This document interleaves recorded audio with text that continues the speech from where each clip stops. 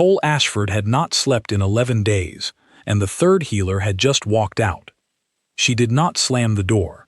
That was the part that stayed with him.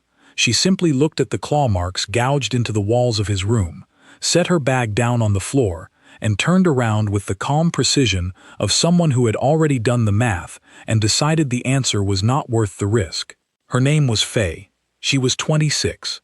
She had arrived that morning with 3 cases of scent oils and a binder full of recovery protocols, and now she was gone, and the only proof she had ever been there was the faint smell of lavender dissolving into the air like a promise nobody intended to keep.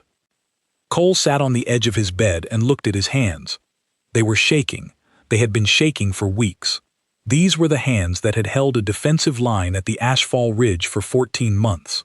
These were the hands that had pulled wounded wolves out of frozen trenches and carried them to safety when the medics could not get through. These were hands that 800 soldiers had trusted with their lives. Now they could not hold a glass of water without spilling. He tried anyway, reached for the cup on the nightstand, watched his fingers close around it in a grip that should have been simple, automatic, the kind of thing a child learns before they learn to speak. The water trembled, then the cup slipped. Then it hit the floor, and the sound it made, a clean, sharp crack against the stone, sent something through him that was not pain and not fear, but something worse than both. A full-body flinch that started in his spine and did not stop until his shoulders hit the wall behind him, and his teeth were clenched so tight his jaw ached for an hour afterward. He was 29 years old. He was the youngest Alpha commander in the history of the Northern Campaign. He had held territory that 3 commanders before him had declared impossible to hold. He could not pick up a cup. The healers had tried everything. Prudence, the first one, had lasted 2 weeks. She was the best the Pack Council had, a woman in her 50s with decades of experience calming alphas who came back from the border wars with their instincts shredded and their wolves running so hot that their human minds could not regain control. She used voice modulation, scent therapy, guided grounding exercises. She spoke to Cole the way you speak to a wild animal that has been caged, low and steady and full of patience that had no visible bottom. On her 14th night, Cole had been sitting in his chair, staring at a spot on the wall that only he could see. Prudence reached for his wrist to check his pulse. The contact lasted less than a second. Every piece of furniture in the room moved at once. Table flipped, chair cracking against the far wall, the glass on his nightstand shattering into a pattern that looked, in the morning light, like a constellation nobody had ever named. Prudence packed her things the next day. She told the council something she had never said in 30 years of service. She said she could not reach him. George came next. An older man, thick-armed, calm as stone. He had a reputation for being the kind of presence that could absorb anything. He did not try to talk to Cole or touch him. He simply existed in the same room and waited. 9 days of silence. 9 nights of sitting in the dark while Cole's breathing went shallow and ragged, and then so quiet that George had to lean forward to make sure he was still alive. On the 9th night, George found Cole on the floor, his back against the bed, hitting the back of his skull against the wall in a slow, steady rhythm that had no beginning and no end. Not hard enough to injure, just hard enough to feel. A heartbeat made of bone and plaster, keeping time to a war that was over everywhere except inside one man's body. George stayed until dawn. Then he wrote his report and used every clinical term he knew, because clinical language is a kind of armor, and George had enough experience to recognize when he needed it. Then Faye, then the lavender, then the door closing softly behind her. The council met that afternoon. 7 members in a room that smelled like old wood, and decisions that nobody wanted to make. The file on Cole Ashford was thick. Nobody wanted to open it again. The discussion lasted 40 minutes and ended with a classification that landed like a coffin lid. Unsalvageable bonding case. They moved him to the ground floor, took out anything breakable, left a lamp that stayed on at all hours because someone, somewhere in the chain of command, had noticed that Cole's episodes were worse in the dark.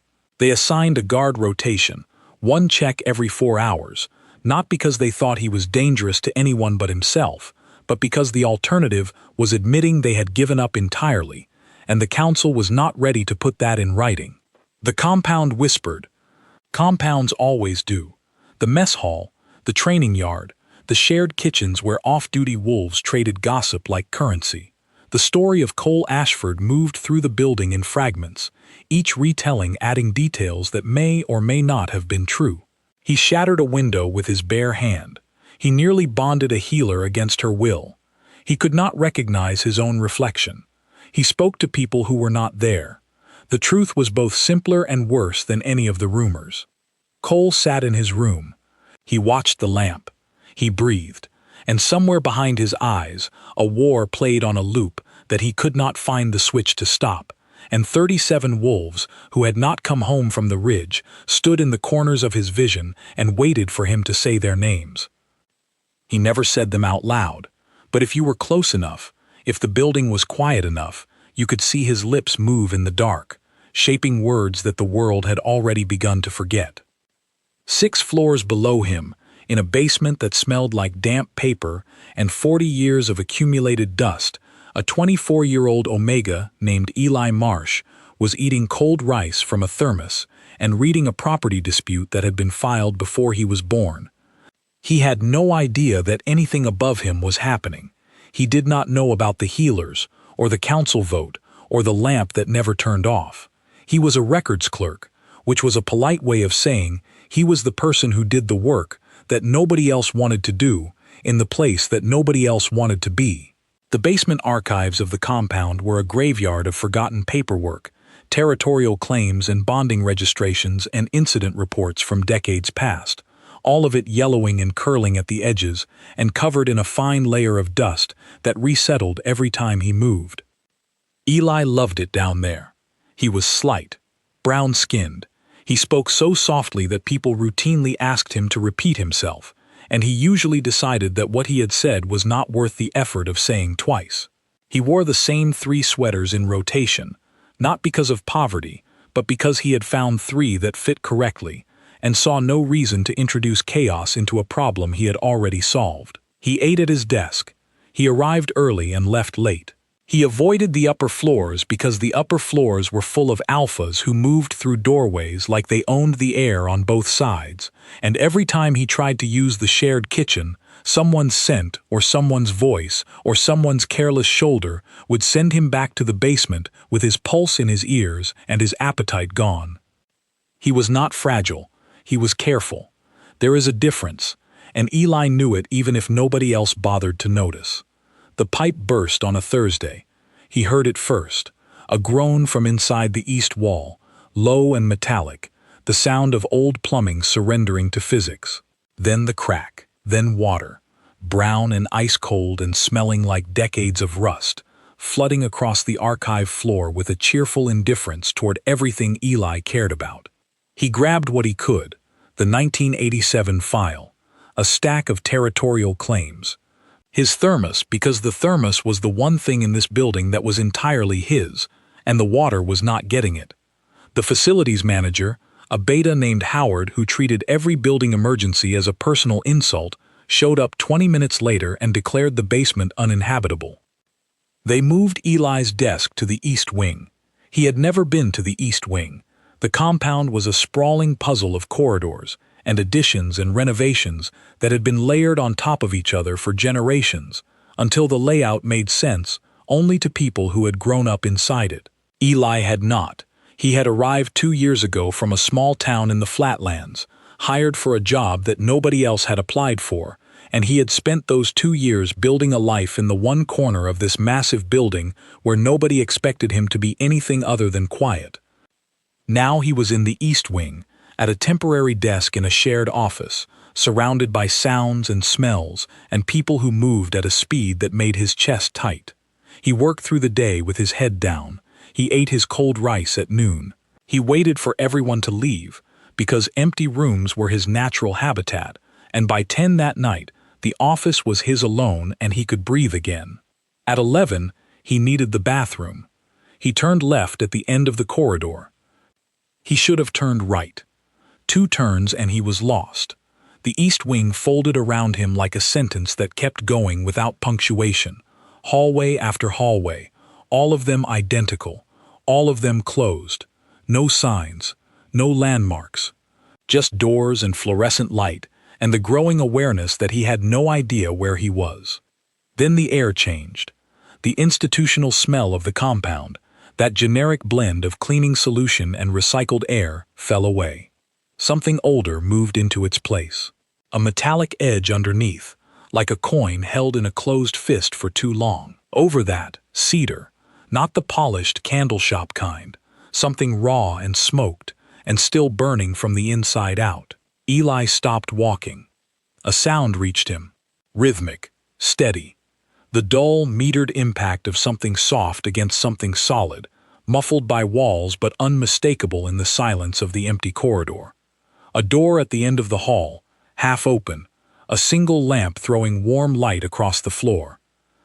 Eli looked through the gap and saw a man sitting on the floor, his back against the bed, hitting the back of his skull against the wall behind him in a rhythm that sounded less like a gesture of pain and more like a clock that had forgotten how to count anything but the same second, over and over and over.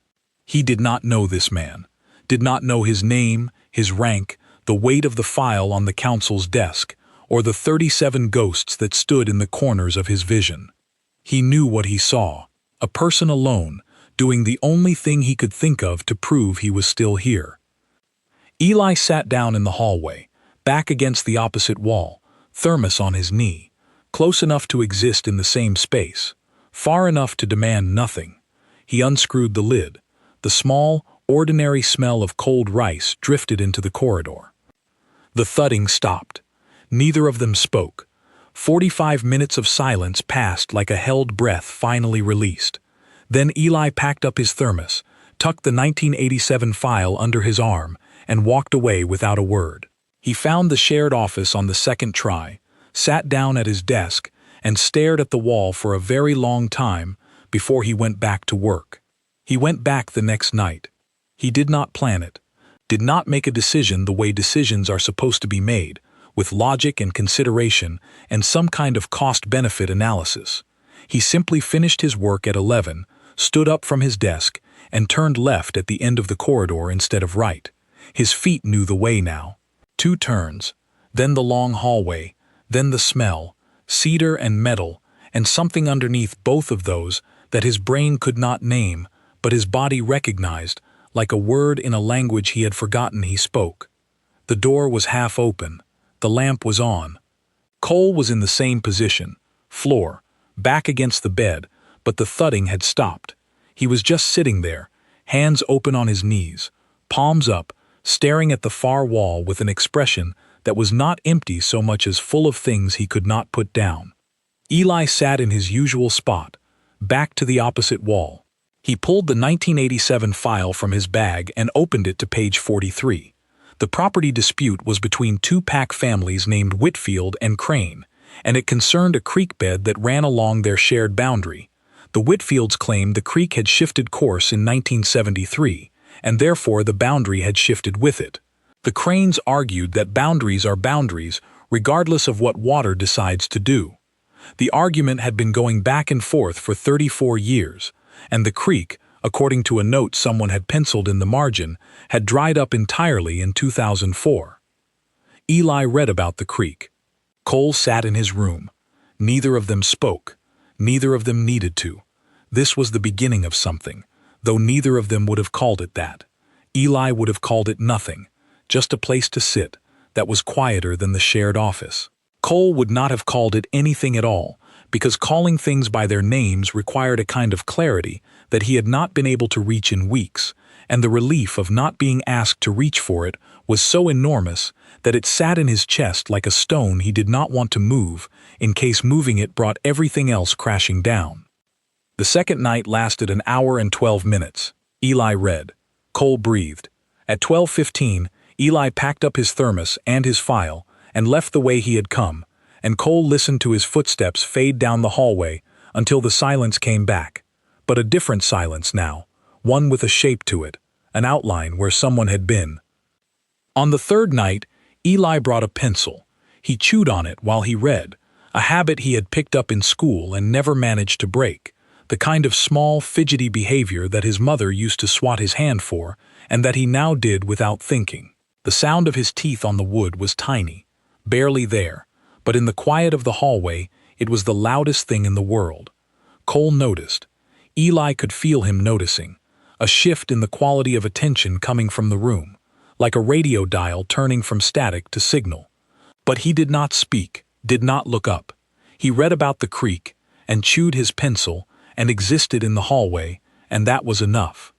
The fourth night, the fifth. Eli started bringing different files. Not because the creek dispute was finished, it would probably never be finished. The Whitfields and the Cranes were going to be arguing about that boundary long after the creek, the families, and possibly the entire compound had ceased to exist. He brought them because he liked the variety, and because each file was a small, self-contained world that he could enter and leave without consequence. A grain storage audit from 2011. An incident report about a training exercise that had gone sideways when someone's wolf refused to stand down. A bonding registration from 1965 that listed the bride's occupation as professional beekeeper, which Eli found so unexpectedly charming that he read it twice. He did not read any of these files out loud. He did not talk at all. He sat and he read, and he was present, and the presence was the thing, the actual thing, the whole point, though he could not have explained that to anyone who asked, because the explanation would have required words, and the truth of what was happening in that hallway had nothing to do with words. On the fifth night, Cole moved. Not much, not far. He shifted from his spot on the floor to the doorway, his back against the frame, his legs stretched across the threshold and into the hallway, so that his feet were almost, not quite, touching the opposite wall where Eli sat. His eyes were closed. His breathing, which Eli had been unconsciously tracking since the first night the way you track weather when you live somewhere that weather matters, was slower than it had ever been. Steady, deep. The breathing of a man whose body had finally found one thing it did not need to fight. Eli looked at Cole's feet. They were bare.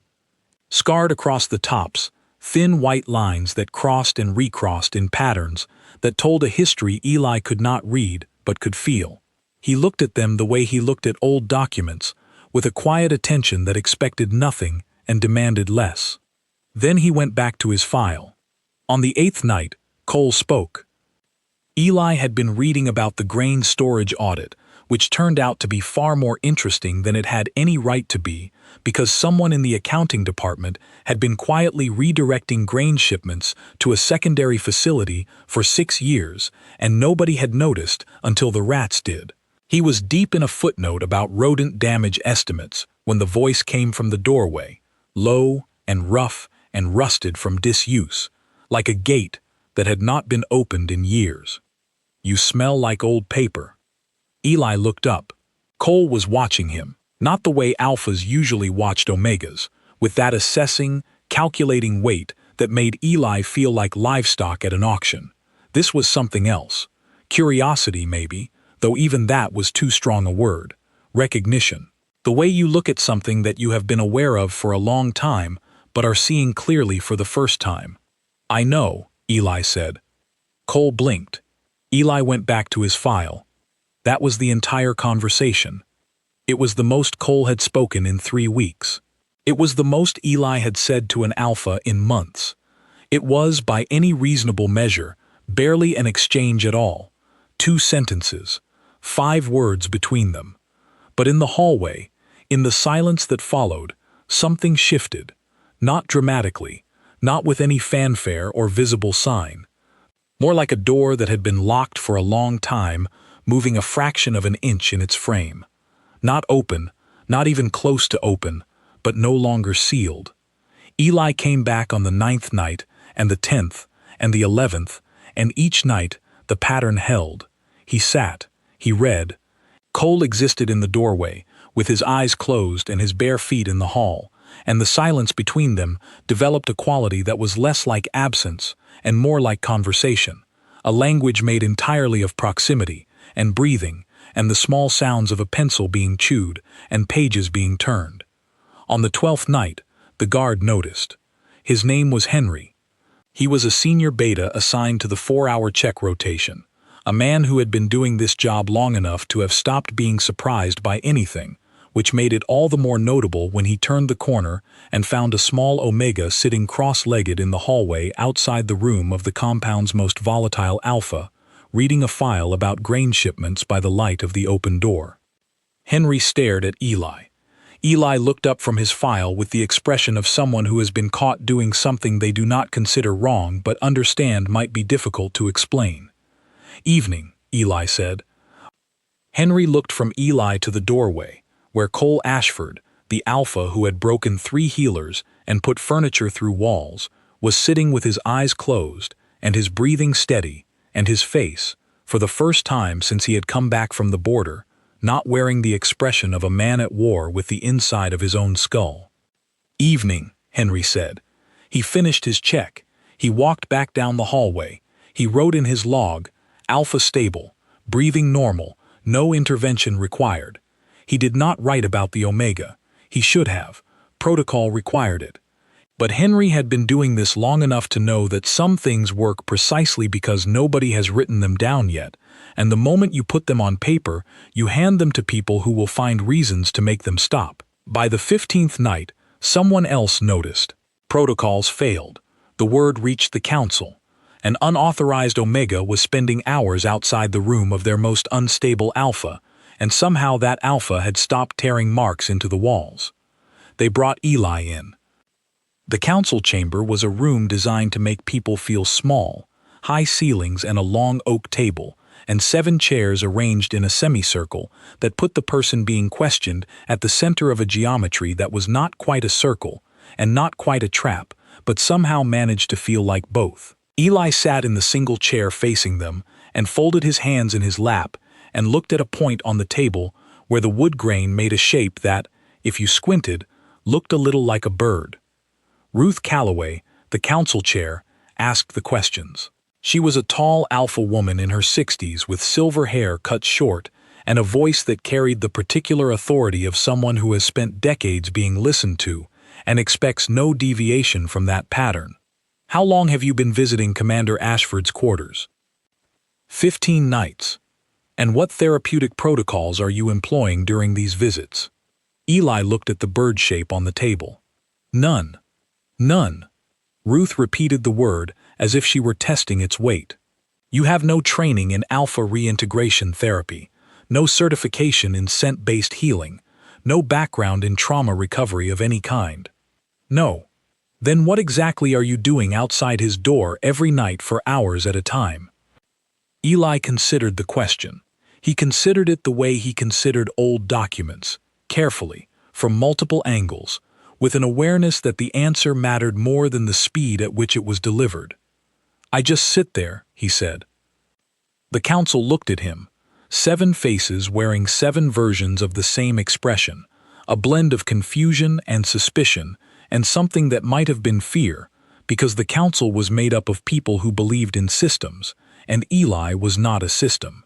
He was a boy with a thermos and a pencil and a filing habit, and he had done in 15 nights what their best healers could not do in 15 weeks, and they had no protocol for that. Ruth told him to stop. She used words like liability and precedent and risk profile, words that existed specifically to give reasonable shape to unreasonable fear. She explained that an unbonded Omega alone with an unsalvageable Alpha represented a safety concern that the council could not authorize or endorse. Eli nodded. He said he understood. He stood up and walked out of the chamber with his hands still folded and his face calm. He went back that night. He sat in the hallway, opened a new file, this one about a boundary dispute between 2 families called Grover and Dodd that had been going on since 1972 and showed no signs of resolution. He read about fences that had been moved in the night, and survey markers that had mysteriously disappeared, and a goat that both families claimed belonged to them, even though neither family actually wanted a goat. Cole appeared in the doorway at 11:30. He sat in his usual spot, legs across the threshold, feet almost touching the far wall. "You came back," he said. Eli turned a page. I come back every night. They told you to stop. Eli looked up. Cole's eyes were open. They were dark and tired and raw at the edges, but there was something in them that had not been there 15 nights ago. Something that looked, in the lamplight, like the first hairline fracture in a wall that has been standing too long. They did, Eli said. Cole watched him for a moment. Then he closed his eyes. The guard is going to report you. Henry does not report me. A pause. Then something crossed Cole's face that might have been surprise, or might have been the ghost of a smile, if smiles were things that could haunt a face instead of living on it. Henry, Cole repeated, as if the name was something solid he could hold. Then he settled back against the doorframe and went quiet, and Eli went back to the goat dispute, and the hallway held them both in a silence that felt, for the first time, like it belonged to them. 3 floors above, Ruth Calloway sat in her office and looked at a report that said Alpha stable, breathing normal, no intervention required, and wondered when exactly she had lost control of this situation, and whether losing control of it might be the only thing that could save it. She did not go to the East Wing. She did not send anyone to stop the Omega. She turned off her lamp and went home, and the compound settled into the dark around them, and somewhere in a hallway that smelled like cedar and old paper and cold rice, 2 people who had no business being in each other's lives sat in a silence that neither of them wanted to break. Eli read about the goat. Cole breathed. The lamp hummed.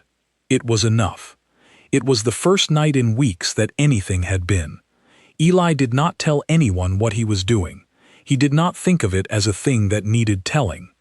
It was not a project or a mission or a therapeutic intervention. It was a hallway and a thermos and a file, and if someone had pressed him to explain why he kept going back, he would have struggled to give an answer that made sense in the language other people used to talk about motivation and purpose and meaning. The truth was something simpler and harder to say. He went back because the silence in that hallway was the only silence he had ever been in that did not feel like absence.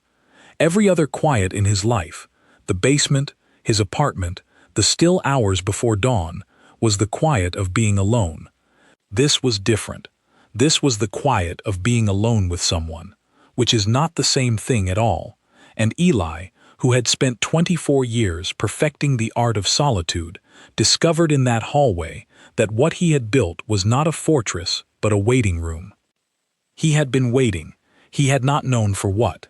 He did not know now either, but the waiting had a direction, and the direction was a doorway, and in the doorway was a man whose hands had stopped shaking for the first time in weeks, and that was enough. That was the entire architecture of it. No blueprint, no plan, just a boy sitting in a hallway because the hallway was where he was supposed to be. On the 18th night, Cole asked Eli a question that had nothing to do with anything. What happened to the creek?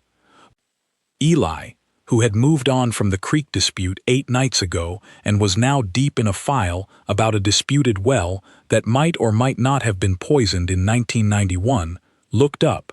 What creek? The one you were reading about. The first few nights. 2 families arguing about a creek. Eli stared at him. Whitfield and Crane, Cole said, as if this were obvious information that any reasonable person would retain. The creek shifted in 73.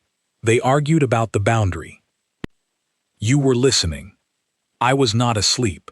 Eli opened his bag and dug through his files until he found the 1987 dispute, dog-eared and water-stained from the basement flood.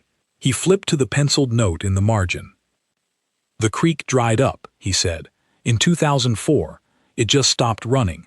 The boundary dispute is still technically open because neither family ever agreed on where the line was, but the thing they were arguing about does not exist anymore. Cole was quiet for a moment, then he said, "That is the most pointless argument I have ever heard of." "I have worse ones," Eli said. "Tell me." So Eli told him about the goat, and then about the well, and then about a land claim from 1958 in which a man named Douglas Peake had attempted to argue that his property extended into the sky above his house to a height of 600 feet, and therefore any bird that flew over his roof was technically trespassing. Cole did not laugh, not yet, but his breathing changed. It loosened. The tight, controlled rhythm that Eli had been tracking for 18 nights developed something it had not had before: a hitch, a catch, a place where the air went in one way and came out slightly different, as if the machinery that processed it was remembering how to do something it had forgotten. Eli noticed. He did not comment. He told the story about Douglas Peak and his airspace claim and let the silence do whatever the silence was going to do. At midnight, Cole spoke again. "How do you find these?" "I work in the archives. They are full of them." "Full of what?" "People fighting about things that do not matter in ways that tell you everything about the things that do." Cole looked at him. It was the longest he had held eye contact with anyone since he had come back from the border, and Eli did not look away, and neither of them blinked, and the hallway held its breath around them. "You are a strange person," Cole said. "I know," Eli said.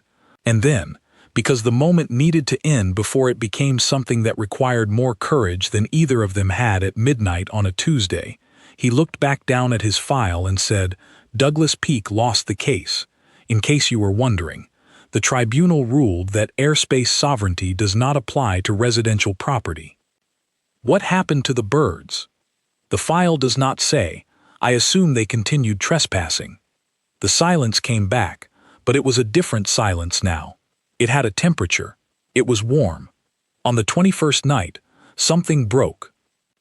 Eli arrived at his usual time, 11:15, during the 6-minute gap between guard shifts that he had timed without meaning to time. The hallway was dark.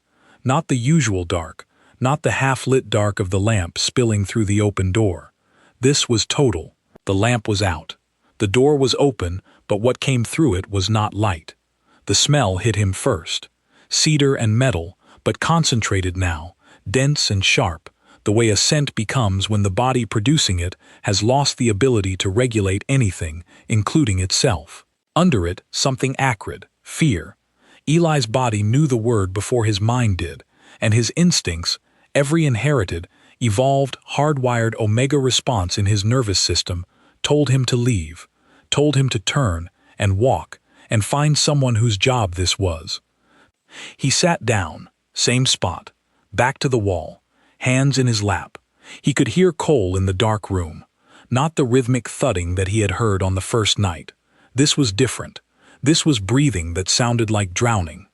Ragged, wet, too fast, the breathing of a body that was trying to run while sitting still, lungs working against a threat that was not in the room and not in the building and not anywhere that oxygen could reach. Eli's hands were shaking. He pressed them flat against his knees and held them there. He did something he had never done before. He talked. Not to Cole, not about Cole. He talked about the archives. He talked about the woman in the filing department named Nora, who ate exactly 11 almonds every day from a small glass jar she kept on her desk. Nora counted them out every morning with the seriousness of a scientist conducting an experiment, and if anyone touched the jar, or God forbid, offered her a 12th almond, she reacted with a hostility that seemed completely out of proportion until you understood that the 11 almonds were not about almonds. They were about control. They were about having one thing in a chaotic world that followed a rule she had made, and the rule was 11, and 11 it would stay. Eli talked about his mother, who lived in the flatlands and grew tomatoes in a garden that was too small for the number of tomatoes she believed the world required. Every summer she mailed him a box of them, each one wrapped individually in newspaper, as if they were made of glass, and Eli would open the box in his apartment, and the smell would carry him back to a kitchen he had not stood in for 2 years, and he would eat the tomatoes standing at the counter, with juice running down his wrist, and for 5 minutes the distance between where he was and where he had come from would close to nothing.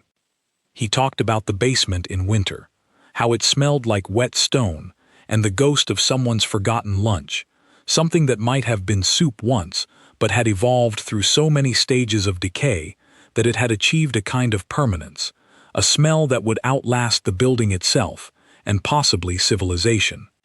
He talked about his first week at the compound, when he had gotten so lost trying to find the dining hall that he ended up in a storage room full of folding chairs and sat there for 40 minutes eating crackers from his bag rather than admit he needed help. He talked about the old copier in the filing room that made a sound like a cat being stepped on every time it printed page 14 of anything, and how Nora had named it Gerald and spoke to it with more warmth than she showed most people. He talked about the time he found a file from 1943 that contained nothing but a single sheet of paper with the word no written on it in pencil, no context, no explanation, just the word, and how he had spent an entire afternoon trying to figure out what question it was answering, and eventually decided that not knowing was better than any answer he could invent. He talked for 2 hours, small, ordinary, meaningless things that had no weight and no urgency and no connection to anything that mattered, which was exactly the point, because in that hallway, in that dark, the only thing that could survive was something with no sharp edges. Somewhere around the story about Nora and the almonds, a sound came from the dark room. Cole was laughing. It was not a good laugh. It was broken. It was wet. It came out of him the way water comes out of a pipe that has been sealed for too long, in bursts, with pressure, with the sound of something cracking that had been held together by nothing but the force of its own resistance. Then the laughing stopped. Then it became something else. Eli sat in the hallway and listened to Cole cry in the dark, and he did not cross the threshold. He did not move. He did not reach for him or call his name or do any of the things that instinct said to do, because instinct was wrong. Instinct said close the distance. Experience said the distance was the only reason this was happening at all. Cole was crying because no one was watching, because the dark and the distance and the small ordinary voice in the hallway had created a space where falling apart was possible, and Eli understood, with a clarity that sat in his chest like a stone, that the most important thing he could do right now was nothing. So he did nothing. He sat with it. He held the silence the way you hold something fragile, not gripping, just cradling, just being the surface that stops the fall. At 2 in the morning, Cole's voice came from the dark. Stripped down, raw, younger than 29, younger than a commander, younger than a man who had held a ridge for 14 months. Do not leave. Eli closed his eyes, pressed his back harder against the wall. Let his scent, old paper and cold rice, and a sweetness he had always been self-conscious about, go without restraint. I am not going anywhere. Cole slept. 4 hours, the longest unbroken stretch since he had come back from the border. Eli stayed until dawn, the boundary dispute between Grover and Dodd open on his lap, his pencil between his teeth, his eyes on the dark doorway where the breathing had finally gone steady and deep and quiet. When the first light came through the window at the far end of the hall, Eli packed up his things and stood. His legs were stiff, his back ached from the wall. He was tired in a way that went deeper than sleep could fix, tired in the way you get when you have been holding still for a long time and the stillness has cost you something you cannot name. He walked down the hallway, turned right, found the shared office. He sat at his desk. He opened a new file. He worked. He did not tell anyone what had happened in the night, because what had happened in the night was not his to tell. The morning after the 21st night, the council received Henry's report. Alpha stable, breathing normal, no intervention required. Ruth Calloway read it and set it down on her desk and looked out the window at the training yard below, where wolves who had not been to the border were practicing formations they might never use, and she thought about a boy in a hallway and a man in a room and the space between them that was somehow holding more than any protocol she had ever authorized. She picked up her phone and called Margaret Bowen. Margaret was 62. She had been a bonding specialist for 35 years. She was not the kind of woman who was easily impressed, and she was not the kind of woman who made judgments based on incomplete information, which was precisely why Ruth called her, and not one of the younger specialists who might have been tempted to turn this into a case study before they understood what they were studying. "I have a situation," Ruth said. "I need you to observe, not intervene. Observe." What kind of situation? Ruth told her. The three healers, the unsalvageable classification, the Omega clerk who had ignored a direct order and kept going back. The guard reports that showed a steady, measurable decline in the Alpha's distress markers over 21 consecutive nights with no therapeutic protocol in place. Margaret was quiet for a long time. "You want me to explain it," she said. "I want you to tell me if it is safe." "Those are not the same question." "I know," Ruth said. "Answer the second one first." Margaret arrived the next evening. She did not introduce herself to Eli. She did not visit Cole's room. She found a supply closet at the far end of the East Wing hallway that had a vent in its door, and she sat in the dark with a notebook and watched. She watched Eli arrive at 11:15, watched him sit in his spot against the wall, watched him open a file, this one about a disputed fishing pond from 1976, and begin to read. Watched Cole appear in the doorway 8 minutes later, settling into his usual position with his legs across the threshold and his eyes closed. She watched them not speak. She watched Eli chew his pencil. She watched Cole's breathing slow. She watched the space between them do the thing that spaces do when two people have been occupying them together long enough that the air itself develops a memory, a quality of ease, of recognition, of something that the clinical vocabulary calls co-regulation, but that the clinical vocabulary has never been able to adequately describe. She watched for 1 hour. Then she left. She drove home. She sat at her kitchen table with a cup of tea that went cold while she stared at her notebook, in which she had written exactly 4 words. The next morning, she called Ruth. "Is it safe?" Ruth asked. "It is the safest thing in that building." "Can you explain it?" Margaret sipped her cold tea. "He is not healing him. That is the first thing you need to understand. He is not doing anything to him. He is just there, present, consistent, undemanding. He shows up, and he asks for nothing, and he does not leave. That is not a therapy. No, it is better than a therapy. A therapy has an agenda. It wants something from the patient. It wants progress, cooperation, vulnerability on a schedule. This boy does not want anything. He sits in a hallway and reads about old property disputes, and the Alpha's nervous system, which has been in a state of constant threat detection for months, has finally found one thing in its environment that does not register as a demand, one thing that is safe, and it is regulating itself around that safety. That is not in any of our protocols. No, Margaret said, it is not. Ruth was quiet. Outside her window, the training yard was filling up. Wolves in formation. Orders being called. The whole machinery of the compound grinding forward. "What do I do?" she asked. Margaret's report to the council was 4 words long. "Leave them alone." The council argued about it. Councils always argue. It is what they are built to do, the way rivers are built to flow and clocks are built to count. 7 people in a room designed for disagreement, working through the implications of a situation that none of their training had prepared them for. Philip Drake, the youngest member, spoke first. He was 34, ambitious in the careful way that people are ambitious when they believe that rules exist for good reasons, and that good reasons are the foundation upon which civilization stands. He cited liability.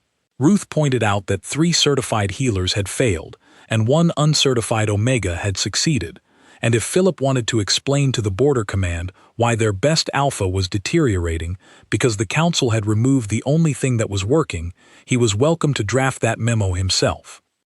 Philip did not draft the memo.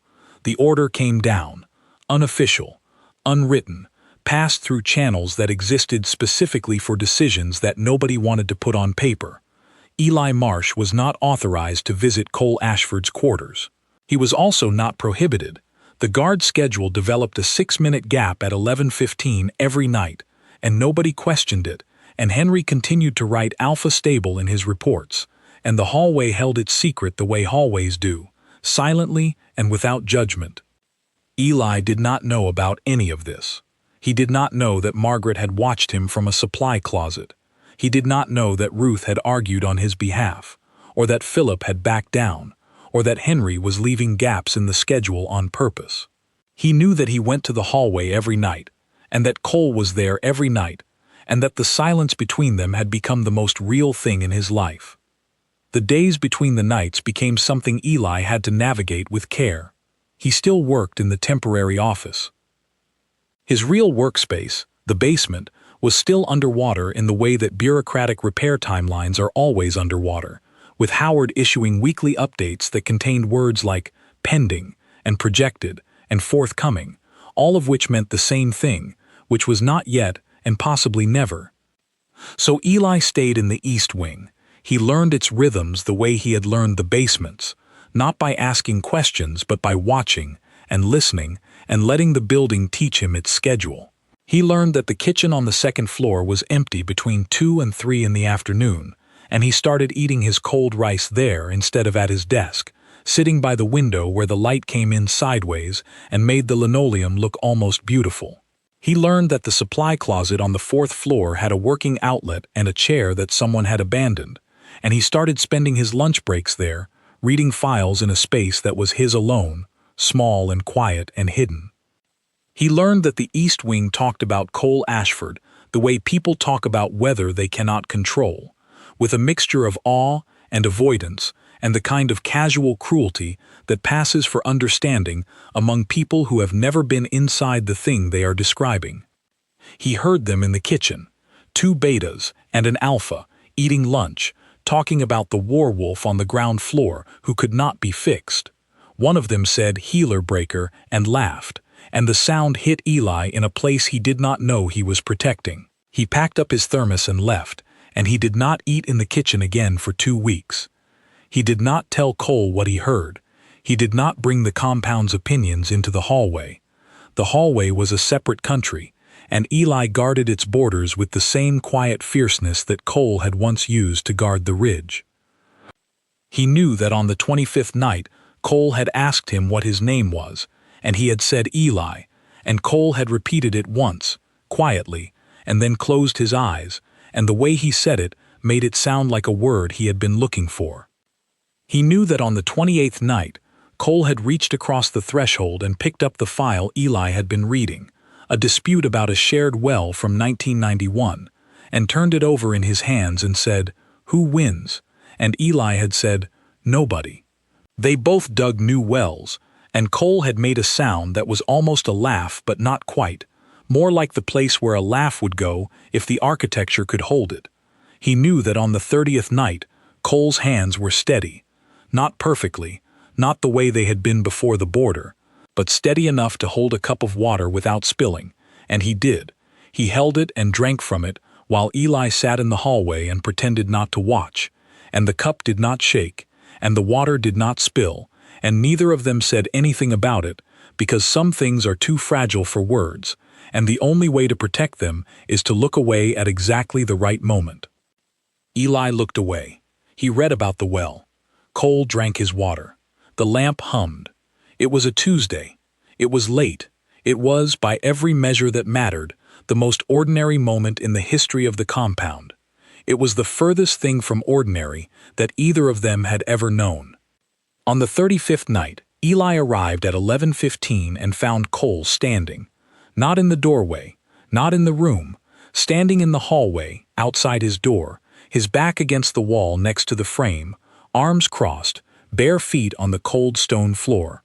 He was looking down the corridor in the direction Eli always came from, and when Eli turned the corner and saw him there, upright, out of the room, his body occupying space in the world like a person who intended to keep occupying it, Eli stopped walking. Cole looked at him. Eli looked at Cole. The hallway was 22 feet long. Eli was at one end. Cole was at the other. Between them, the same air, the same silence, the same unnamed thing that had been building for 35 nights, in a space that smelled like cedar and old paper and the kind of patience that is indistinguishable from devotion. "You are standing," Eli said. "I am standing. Outside. Outside." Eli felt something move in his chest, not dramatically, not with any fanfare, more like a key turning in a lock that he had not known was there, or a door opening into a room that had always existed but that he had never had permission to enter. He walked down the hallway. He sat down in his spot, back to the wall, thermos on his knee. Cole slid down the wall and sat next to the doorframe, 4 feet from Eli instead of the usual 6. The distance had changed. Not by much, not by anything that would register on a measuring tape. But Eli could feel the difference the way you feel the difference between winter and the first day that is not quite winter anymore. A warmth so faint that you cannot point to its source, but that changes everything about what you believe is possible. They sat.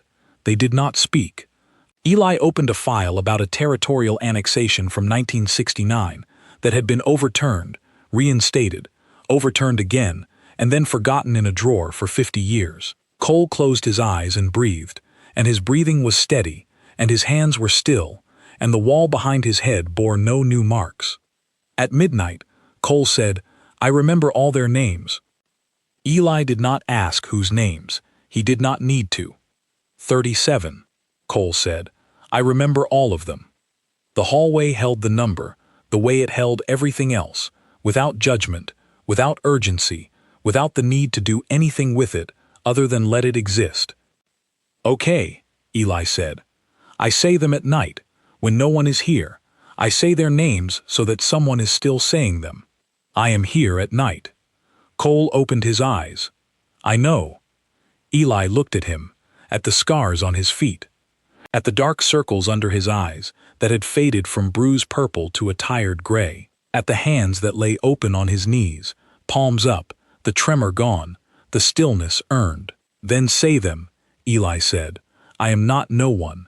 Cole looked at him for a long time, long enough for the lamp to flicker once and steady itself, long enough for the silence to become a room they were both inside. Then he said the first name, and the second, and the third. Eli listened.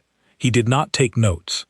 He did not nod or respond or make any of the small encouraging sounds that people make when they are trying to show that they are listening rather than actually listening. He was still. He was present. He received each name the way the hallway received sound, openly, completely, without trying to do anything with it other than hold it. 37 names. Some of them Cole said quickly, like ripping off a bandage. Some of them he said slowly, lingering on the syllables as if he could taste them, as if speaking them aloud gave them a weight and a texture that thinking them did not. One name, the 23rd, he could not finish on the first try. His voice broke on the second syllable. He stopped, breathed, started again, got through it. Eli did not flinch, did not look away. He stayed exactly where he was and gave each name exactly what it deserved, which was his full attention and nothing more. When Cole finished, the hallway was very quiet. "Thank you," Cole said. The words sounded strange in his mouth, unpracticed, like shoes he had not worn in a long time. "You are welcome," Eli said. Cole leaned his head back against the wall, closed his eyes. "Are you going to tell me something about a creek now?" Eli looked at his file. "I have one about a man who built a fence through his neighbor's living room." "Through the living room?" "The property line ran through the house. The original builder did not check the survey. The house had been standing for 20 years before anyone noticed." "What happened?" "They shared the living room. The file says they alternated holidays." Something moved across Cole's face, not a smile. The memory of what a smile felt like. The place where a smile would go when the rest of him was ready. "Read it to me," he said. So Eli read it to him, out loud this time. His quiet voice in the quiet hallway, telling the story of 2 families who could not agree on where one house ended and another began, and the absurd, stubborn, deeply human compromise they reached, and the fence that ran through a room where people watched television and ate dinner and lived their lives on either side of a line that existed on paper but not in practice. Cole listened with his eyes closed and his breathing steady and his hands still in his lap. At 2 in the morning, Eli closed the file. Cole was asleep, sitting up, head against the wall, mouth slightly open, no sound, no movement, just the deep, even breath of a man who was, for the first time in a very long time, not fighting anything at all. Eli sat with him until dawn. He did not read. He did not move. He watched the light come through the window at the end of the hall, slow and gray, and then golden, and he watched it reach Cole's feet, and then his legs, and then his hands, and he thought about creek beds and property lines and fences through living rooms and all the ways that people find to share space with each other when the boundaries stop making sense. He thought about a hallway, 2 walls, 6 feet of air. He thought about how the most important things in his life had all happened in spaces that were too small to hold them. When Cole woke, the light was full and the hallway was warm, and Eli was still there, his thermos empty and his pencil behind his ear, and his eyes tired and his back aching, and his heart, which had been a quiet and well-organized thing for 24 years, doing something it had never done before, which was beating for someone other than himself. Cole looked at him. "You stayed," he said. "I stay every night. Until dawn. Until dawn." Cole was quiet. Then he stood. His legs held. His hands did not shake. He stood in the hallway of the east wing in the early morning light, and he was tall and scarred and tired and alive, and he looked down at the small Omega sitting against the wall with a thermos and a pencil and a file full of other people's arguments, and he said the only thing that mattered. "Eli." "Yes. Same time tonight." Eli smiled. It was small, and it was real, and it changed his whole face. "Same time," he said. Cole went back into his room. Eli went back to the shared office. Something was different in the days that followed, and it took Eli a while to identify what it was. The compound felt smaller. Not physically. The building was the same sprawling, confusing network of corridors and additions that it had always been. But Eli moved through it differently now. He walked with his head up instead of down. He took the main staircase instead of the back one. When someone bumped into him in the hallway, he did not flinch. He said, "Excuse me," and kept walking, and the words came out at a volume that did not require repeating. It was a small thing, so small that nobody noticed except Nora, the woman with the 11 almonds, who stopped Eli in the filing room one morning and looked at him with the expression of someone conducting an unauthorized assessment.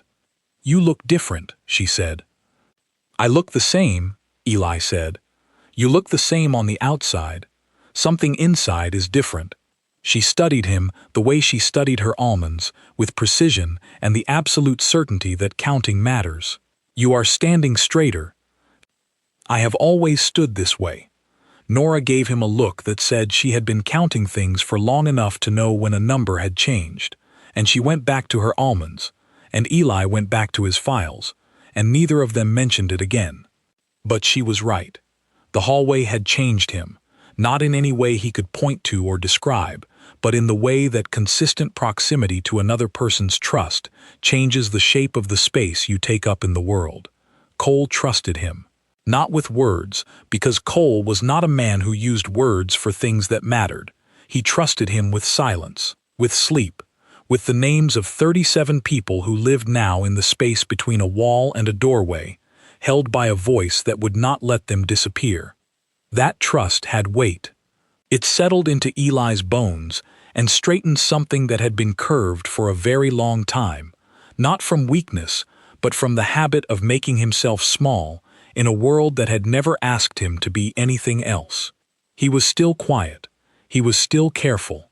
He still ate cold rice from a thermos and read files about other people's problems and wore the same 3 sweaters. But the quietness had a different quality now. Not the silence of someone trying to disappear, but the silence of someone who has found the one place where being quiet is not the same as being invisible. The compound noticed the change in Cole before it noticed the change in Eli, because the compound was built to notice alphas and overlook omegas, and that structural blindness was so deeply embedded in its architecture that challenging it would have required rebuilding the entire building from the foundation up. What the compound noticed was this. Cole Ashford had started leaving his room, not just standing in the hallway, leaving, walking. Moving through the East Wing corridors in the early morning before the building woke up, his bare feet on the cold stone, his eyes scanning the walls and the doors and the windows with an expression that was not reconnaissance and not fear, but something between the two, as if he was relearning the grammar of a language he used to speak fluently and was now sounding out one syllable at a time. He walked, that was all. He did not speak to anyone. He did not stop to eat or drink or acknowledge the wolves who saw him and froze, startled by the sight of the ghost they had been whispering about for weeks, suddenly upright and moving through their building like a man remembering how hallways work. One morning, a young wolf named Peter, a first-year trainee who did not know the history and did not recognize the face, nearly collided with Cole at a corridor junction. Peter said, "Sorry, excuse me," in the automatic way people apologize when their bodies occupy the same space as someone else's body, and Cole said, "It is fine," and the exchange was so ordinary, so perfectly unremarkable, that neither of them thought about it again. But Henry, who was watching from the end of the hallway, because Henry was always watching from the end of hallway, noted the interaction the way an astronomer notes a new star. Not because the event itself was extraordinary, but because the conditions required for it to occur were so improbable that its occurrence changed the mathematics of what was possible. Cole did not go to the mess hall, or the training yard, or the council chambers. He walked the hallways of the East Wing in the gray light before dawn, and when he passed a window, he stopped and looked out at the compound grounds and the sky beyond them, and he stood there until his breathing was steady and his hands were still, and whatever had driven him out of his room had been answered, not resolved, not fixed, but answered in the way that a question can be answered by the existence of a horizon. Henry noted it in his logs. Alpha mobile, alert, no intervention required. Philip Drake read the log and brought it to the council and asked whether this constituted a change in Cole's classification. Ruth Calloway, who was running out of patience with Philip and with classifications in general, said that Cole Ashford had been classified as unsalvageable 6 weeks ago and was now walking voluntarily through the building for the first time since his return, and if Philip needed a classification for that, he could invent one, because she was not going to reduce whatever was happening to a label on a file. Philip did not invent one. He went back to his office and closed the door and looked at the file on Cole Ashford, which now contained 63 pages of reports and assessments and clinical observations, and he turned to the last page, on which Margaret Bowen had written 4 words in handwriting that was neither large nor small, but simply exact, and he read those 4 words again. Leave them alone. He closed the file. He left them alone. The hallway sat empty and sunlit and warm, holding the shape of 2 people who had found each other in the most unlikely geography imaginable, and outside, the compound woke up, and the wolves went to training, and the kitchens opened, and the day began the way days always begin, as if nothing had changed. Everything had changed. Margaret came back one more time, 2 months after her first observation. She did not sit in the supply closet this time. She walked down the hallway openly, at 9 in the evening, before either of them arrived, and she stood in the corridor and breathed in the air and tried to understand with her professional mind what her personal instincts had already accepted. The hallway smelled like both of them now. Not one scent and then the other, but something merged, a third thing that did not exist in either of them separately and could not be replicated in any lab or prescribed in any protocol. Cedar and old paper, metal and cold rice, smoke and sweetness. It was not a bonding scent, it was something else. Something that the literature had no name for because the literature had never imagined that 2 people could build a shared scent through nothing more than proximity, and time, and the stubborn refusal to leave. Margaret stood in the hallway for 10 minutes. She wrote nothing in her notebook. She did not need to. What she was smelling was not data. It was evidence of a different kind, the kind that does not survive translation into clinical language, the kind that exists only in the thing itself and is lost the moment you try to carry it somewhere else. She left. She did not come back. Some things are better left unmeasured. They did not bond, not formally, not in the way the old ceremonies prescribed, with witnesses and rituals and declarations that smelled more like politics than devotion. What they did was harder to name, and both of them preferred it that way. Naming was for people who needed reassurance, and what Eli and Cole had was not something that required reassurance. It was a hallway. It was a lamp. It was the smell of old paper and cold rice and cedar, blended together so many times over so many nights that neither of them could tell where one scent ended and the other began. Spring came. The compound thawed. The training yard turned to mud and then to grass, and the wolves who had spent the winter drilling formations began running patrols again, moving through the territory in teams of 4, their breath visible in the early morning, their bodies remembering what open ground felt like after months of walls. Cole watched them from the window at the end of the east wing hallway. He stood there every morning now, in the same spot where the dawn light came through and made the floor warm, and he watched the patrols leave and return and leave again, and something moved in his face that was not longing and not grief, but something between the two, a recognition that the world he had left behind was still turning, and that the question of whether he could step back into it was not a question of ability, but of willingness. He was willing. He was not ready.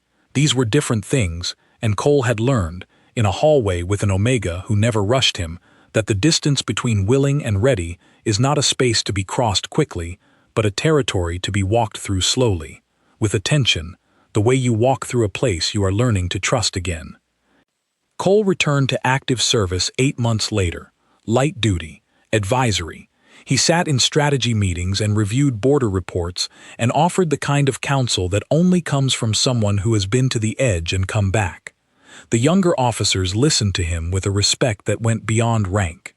They could hear it in his voice, a quality of care that had not been there before, an awareness that every decision made in a strategy room eventually becomes a body in a trench or a name on a list, and that awareness changed the weight of every word he spoke. He was not soft. Softness was not what the border required, but he was careful in a way that he had not been before, careful with orders, careful with deployments, careful with the lives that moved through his hands like water. He had learned, in a hallway, that the distance between holding and losing is measured in presence, and he carried that lesson into every room he entered. The younger officers did not know where the change had come from. Some of them had heard the rumors, some of them had not. It did not matter. What mattered was the man in front of them, steady-handed, clear-eyed, speaking about supply lines and patrol rotations, with the focused attention of someone who understood that the details are not details at all, but the architecture of survival. He was not the man he had been before the ridge. That man was gone, but the man who replaced him was steady in ways that the old one had not been, had a patience that had been earned in the worst possible classroom, and carried himself with the quiet, deliberate care of someone who understood exactly how fragile the distance is between standing and falling. He still could not sleep in full dark, needed the lamp, needed the low, warm glow that made shadows soft instead of sharp. He still flinched when touched without warning. He still had nights when the war came back, and his body forgot it was over, and his hands went looking for something to hold that was not there. But he had a hallway, and a quiet voice in it. And on those nights, when the dark pressed in and the names rose up, and his body remembered things his mind was trying to let go of, he would hear footsteps in the corridor, and the creak of someone sitting down against the opposite wall, and the click of a thermos being opened, and the small, fidgety sound of a pencil being chewed, and his breathing would slow, and his hands would go still, and the war would retreat, not gone but quieter, not healed but held, and he would close his eyes and let the silence do what the silence did, which was everything. The compound still talked about them. Compounds always talk, but the story had changed.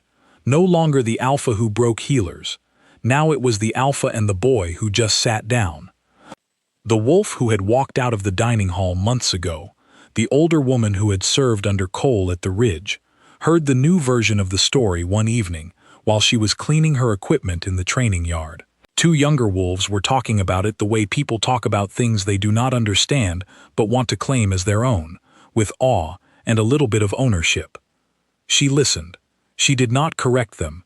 She did not add details or share memories or tell them what Cole had been like before the ridge, before the war, before the 37 names.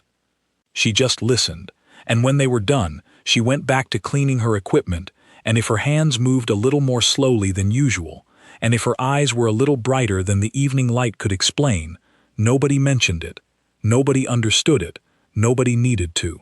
Margaret Bowen included their case in a paper she published the following year, using no names, changing enough details to protect privacy, describing only the mechanism, the way that consistent, demand-free presence can regulate a nervous system that every active intervention has failed to reach. She called it passive co-regulation. She knew the term was inadequate. She used it anyway, because science needs labels even when the labels are too small for the things they describe. Eli never read the paper. Cole never knew it existed. They did not need to know what it was called. They knew what it was. A hallway, a thermos, a file full of other people's arguments. The steady, stubborn, unremarkable act of showing up, night after night, and asking for nothing, and staying. Ruth Calloway retired the following spring. At her last council meeting, she closed the file on Cole Ashford and stamped it with a classification she had never used before. Recovered, she wrote. Method, non-standard. She left the details blank. Some things do not fit in files. Some things are not meant to be written down. Some things exist only in the space between two walls, in the air between two people, in the silence that is not silence at all, but a language so quiet that only the people inside it can hear what it says. Henry retired the following autumn. At his last shift, he walked the East Wing hallway one final time, and he paused outside the door that had been Cole Ashford's room, and he looked at the walls, which bore no new marks, and he looked at the floor, where the stone was slightly worn in two places, one on each side of the threshold, smooth from months of someone sitting in the same spot night after night. He touched the wall once, lightly, the way you touch something that you have been part of without ever being asked to explain how, and then he walked away and did not look back. His replacement, a young beta named Oliver, was briefed on the rotation schedule and the logging protocols and the 6-minute gap at 11:15. He was not told why the gap existed. He did not ask. Some inheritances come without instructions, and the wisdom is in accepting them. Eli still works in the archives. They fixed the pipe, rebuilt the basement. He went back to his old desk and his old files and his old thermos, and every morning he arrives early, and every evening he leaves late, and anyone watching him would think he is the same quiet, slight, unremarkable Omega he has always been. He is not. His thermos is new. The old one developed a crack along the bottom after 2 years of nightly service, a hairline fracture that let cold rice water seep onto whatever file he was reading, and he retired it to a shelf in his apartment, where it sits next to a box of his mother's tomatoes, and a pencil worn down to a stub that he cannot bring himself to throw away because it is the pencil he was chewing on the first night Cole spoke to him. He bought a new thermos, same brand, same color. He fills it with cold rice every morning and carries it to work and carries it home, and if someone asked him why he does not heat the rice, he would not be able to give a logical answer, because the answer is not logical. The answer is that cold rice smells like a hallway, and the hallway smells like the beginning of his life. He is the same on the outside, but inside, in the place where the architecture of a person is built, something has changed. A room has been added. A door has been opened. A hallway that leads to someone else's door exists now in the blueprint of who he is, and it will exist there for as long as he does, and he will walk down it every night for as long as the lamp is on, and the door is open, and the man inside it needs the sound of a pencil being chewed, and a page being turned, and a voice that says, without ever saying it, I am here, and I am not going anywhere, and you do not need to fight tonight. Cole knows this. Eli knows this. The hallway knows this. And somewhere in the basement archives of the compound, in a drawer that nobody opens, there is a file about a creek that dried up, and a boundary that was never resolved, and 2 families who argued for 40 years about a line in the dirt that water erased. The file is still open. It will probably never close. Some arguments do not end. Some boundaries do not hold. Some things that start as disputes become, over time and weather and the slow patient work of existing, something else entirely. Something like peace. Something like home. And in the East Wing hallway, every night at 11:15, the lamp still burns. The door is still open. The air still carries the blended scent of cedar and old paper, and if you walk through it at the right hour, if you turn left where you should turn right, and find yourself in a corridor that smells like a story you have never been told, you might see them. Two figures in the half-light, one large and still, one small and quiet, a thermos between them, a file on someone's lap, the sound of a pencil being chewed, and a page being turned, and a silence that is not empty but full, so full that it spills out of the hallway and into the building and into the night and into the world, quiet and steady and endless, the silence of two people who found each other in the most unlikely place and stayed. Not because they were told to, not because anyone prescribed it or authorized it or wrote it down in a file, because the hallway was where they were supposed to be, and the hallway knew it before they did, and the lamp kept burning, and the door stayed open. And in the basement archives, the file on the creek between Whitfield and Crane remained exactly where Eli had left it, open to the page with the penciled note in the margin, the one that said the water had stopped running and the argument had never been resolved, and the dust settled on it gently, the way dust settles on things that have been set down by someone who intends to come back for them, eventually, when the time is right, when the morning comes, when the silence says it is safe to move again.